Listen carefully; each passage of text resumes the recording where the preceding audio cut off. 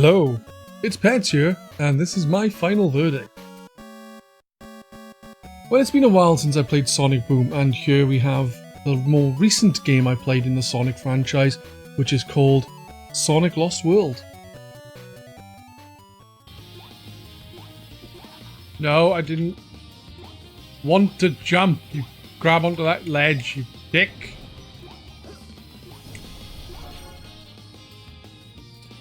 Fuck you!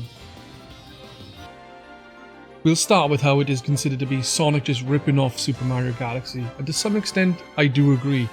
It does have many stages that are broken up into lots of worlds, kind of like Galaxy's small oddly shaped planets and space constructions.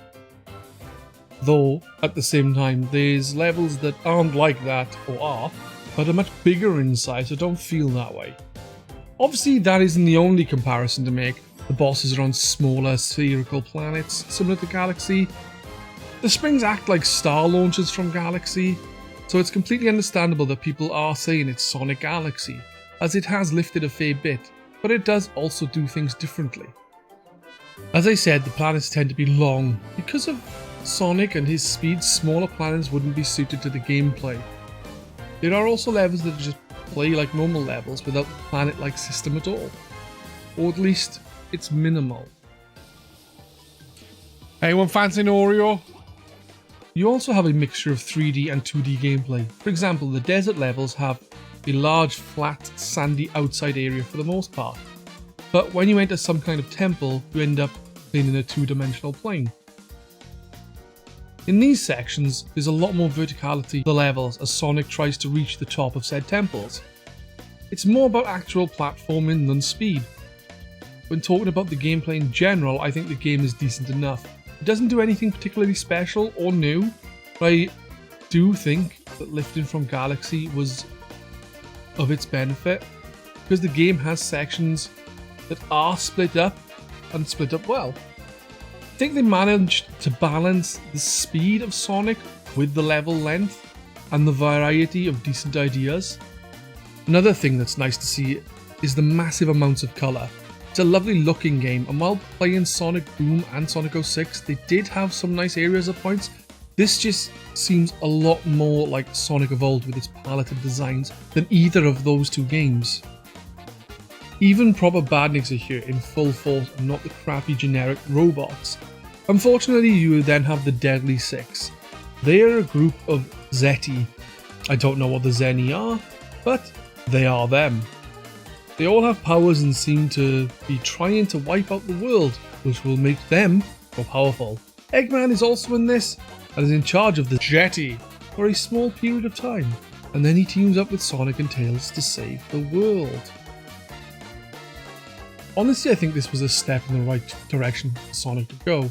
It kind of feels like if this was the way they transitioned from 2D Sonic to 3D back in the day and iterated on it and refined it, then we'd have great 3D Sonic games by now.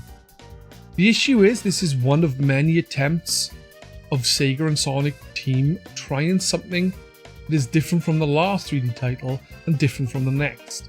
Instead of trying to double down on a style, they attempt to try something different with a silly gimmick that ultimately fails.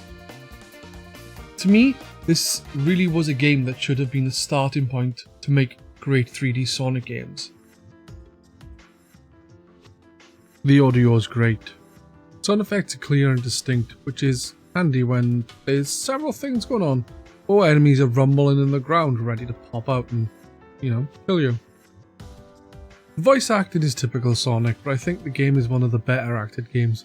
Even if I don't like a voice of a particular character, I wouldn't say it was badly acted.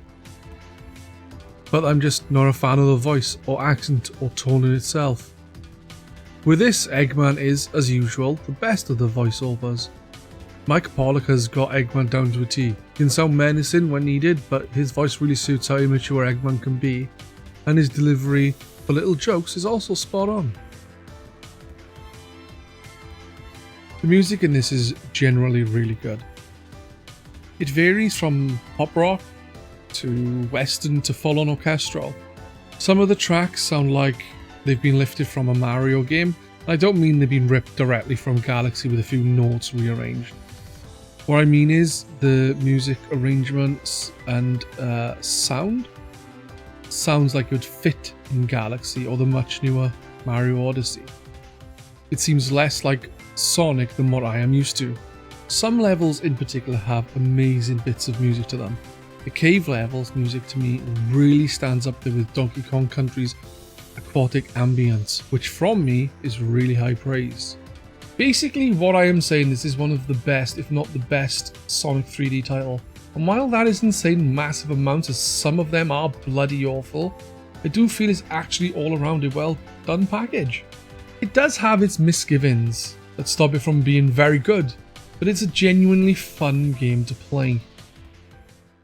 Maybe he'll kill Sonic, maybe he won't, doesn't matter, we're all gonna die anyway. Not something I would have thought endured from a Sonic game, to be honest. Scoring this is actually quite hard for me, as it's a really enjoyable game, but it does have some of the faults of the other 3D titles, and I do find the SETI annoying. But I'm going to give it 7 Pugsleys out of 10. If you enjoyed this video, please like and subscribe.